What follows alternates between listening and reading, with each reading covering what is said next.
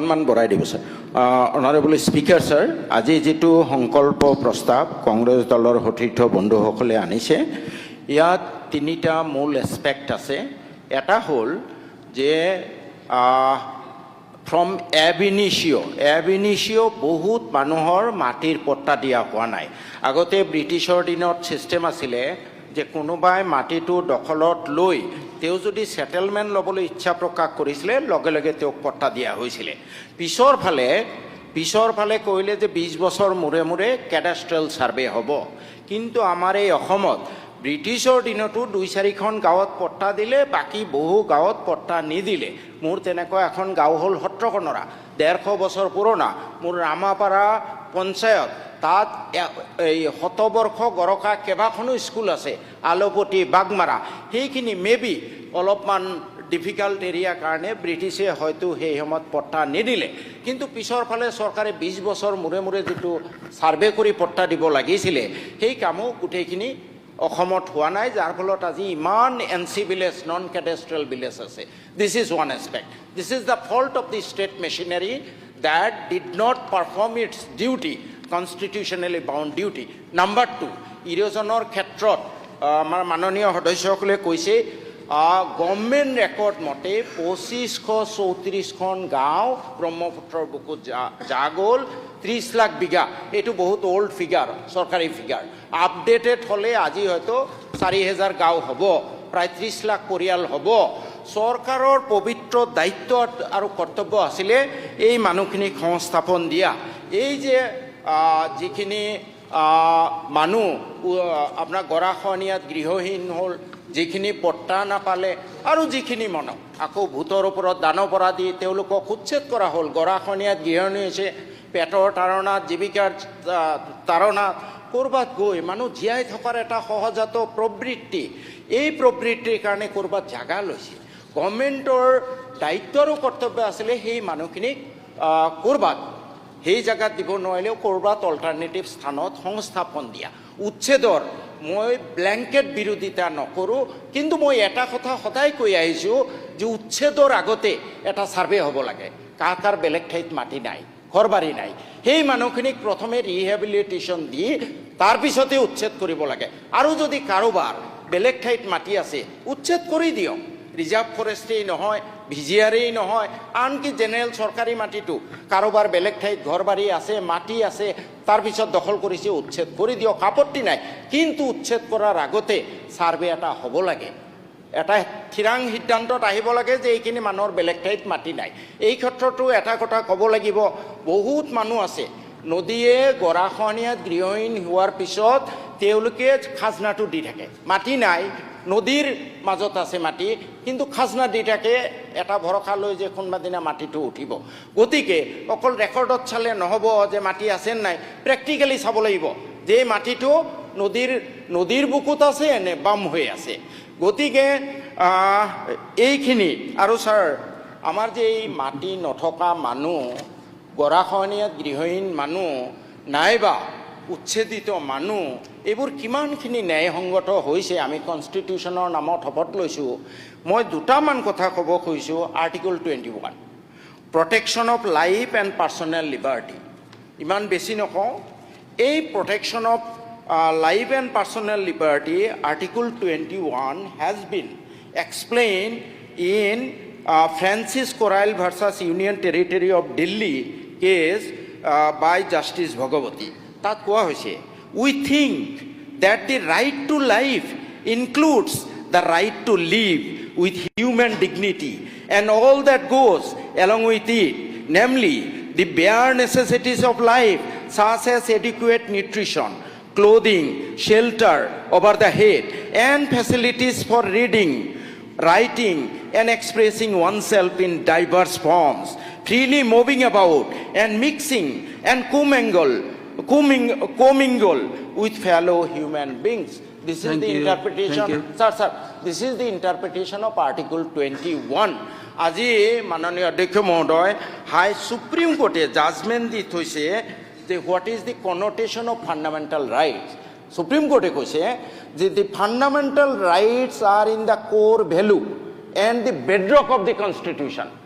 2 নম্বৰত কৈছে there can be no compromise with the citizens fundamental rights এইখিনি supreme কোর্টে ফান্ডামেন্টাল রাইট সম্পর্কে কৈ থৈছে ইয়াৰ উপৰি Universal Declaration of Human Rights India is a signatory to it under different clauses মই এইবোৰ ক'বলৈ নাযাওঁ সময় যাব এই মানুহৰ লাইফ আৰু প্ৰপাৰ্টিৰ প্ৰটেকশ্যনৰ কথা কোৱা হৈছে আৰু সেইখিনি আমি মানিবলৈ বাধ্য এতিয়া মাননীয় উপাধ্যক্ষ মহোদয় এতিয়া মই মাননীয় মুখ্যমন্ত্ৰী মহোদয়ক মাননীয় ৰাজমন্ত্ৰী মহোদয়ক অনুৰোধ কৰিব খোজো যে এই গোটেইখিনি কথা চালি জাৰি চাই আমাৰ মাননীয় মুখ্যমন্ত্ৰী বা চৰকাৰখনে পাবলৈনো আৰু কি বাকী আছে 102খন আসন পাইছে আপোনালোকে আৰু মই হাতজোৰ কৰি অনুৰোধ কৰিছোঁ they are also human being Bangladeshi হ'লে খেদি দিয়ক না উচ্ছেদ কৰি আমাৰ ইয়াতে গৈ ক'ৰবাত ঝুপৰপট্টি হ'ব কেনেকৈ অসম 5 নম্বৰলৈ যাব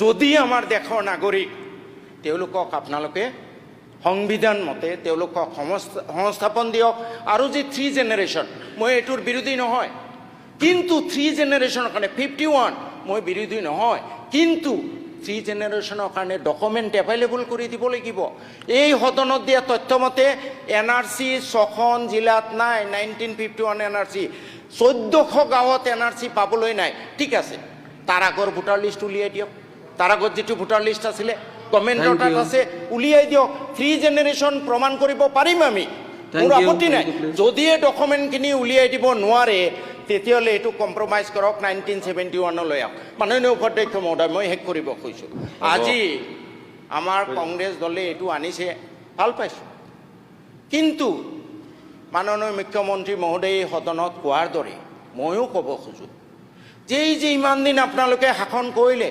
ফখৰুদ্দিন আলী আহমেদ চাহাব স্বনামধন্য ৰাষ্ট্ৰপতি তেওঁ ৰেভিনিউ মন্ত্ৰী আছিলে ইদ্ৰিছ আলী চাহাব আমি সদায় বন্দনা কৰি থাকোঁ তেওঁ ৰেভিনিউ মিনিষ্টাৰ আছিলে আপোনালোকে এই যে 60 বছৰীয়া শাসনকালত তেওঁলোকক ডিপ্ৰাইভ কৰি আহিলে এবাৰ আপোনালোকে ক্ষমা খুজি ল'লেনে মাননীয় সদস্যসকল অন্ততঃ এবাৰ এই মানুহখিনিৰ ওচৰত ক্ষমা খুজি লৈ তাৰপিছত ডিমাণ্ড দিয়ক মাননীয় উপাধ্যক্ষ মহোদয় এই চৰকাৰে কংগ্ৰেছ চৰকাৰে 2010 চনত 4 মে 2010 তেওঁলোকে অল ডিচিলৈ চাৰ্কুলাৰ ইস্যু কৰিছিলে যিজনত যিসকল মানুহ মই মাননীয় ৰাজমন্ত্ৰী গৰাকীক এইটো দিম 2010 চনৰ 3জনীয়া committee ADC circle officer local MLA গোটেই মানুহখিনিক মাটি দিব লাগে পট্টা দিব লাগে মাননীয় উপাধ্যক্ষ মহোদয় মুজিবুৰ ৰহমানে এনেই কোৱা নাই ঘৰিয়ালৰ চকুলো ইলেকশ্যন আহিছে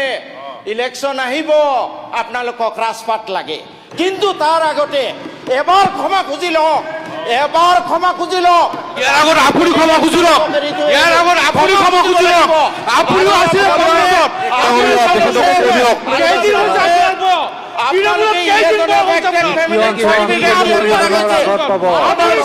ধন্যবাদ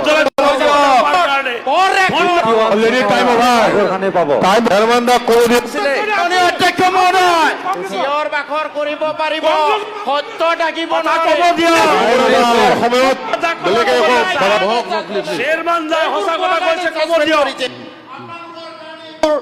টাইম ওভার হৈছে Thank you. Please conclude. শেষ কৰিম ছাৰ আজি ইৰোজনে চাৰ্টিফিকেট দিয়াৰ কথা কৈছে মই অন ৰেকৰ্ড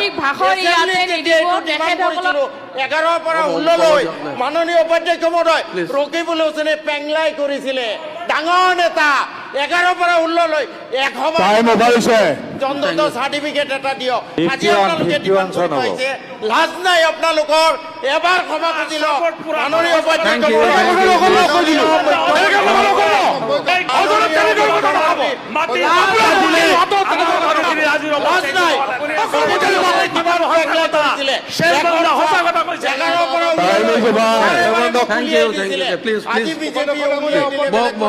কাৰণ তেওঁলোকক মুছলিম মানুহে ভোট দিয়া নাই ছাৰ প্লিজ কংগ্ৰেছে লাভত পৰিছে ছাৰ আজি চেয়াৰম্যানৰ কথা সঁচা কথা কংগ্ৰেছ লাভত পৰি গৈছে এতিয়া মোক এই সদনৰ পৰা উলিয়াই দিছে ৰকিবুল হুছেইনে পেংলাই কৰিছে মই সেইকাৰণে মুখ্যমন্ত্ৰী মহোদয়ক অনুৰোধ জনাওঁ যে ছাৰ আপোনাৰ পাবলৈ একো বাকী নাই 102খন Please try to please conclude it, please. 126 এখন পাব ৰেডি হৈ যাব ছাৰ আপুনি নাম ৰাখি যাওক ইতিহাসত ইউ হেভ গট এভৰিথিং আপোনাক গোটেই মানুহে দুৱা দিব আপোনাক গোটেই মানুহে আশীৰ্বাদ কৰিব মাননীয় Time is over. মহোদয়, ইতিহাসত Time is নাম over. ৰাখি যাওক। 51. আৰু আপুনি বুজাই দিয়ক ভোট নিদিয়া সত্বেও আমি কামটো কৰি আহিলো কংগ্ৰেছে খালি Please, তোমালোকক please টুপি conclude. পিন্ধালে গতিকে এইখিনি কৈ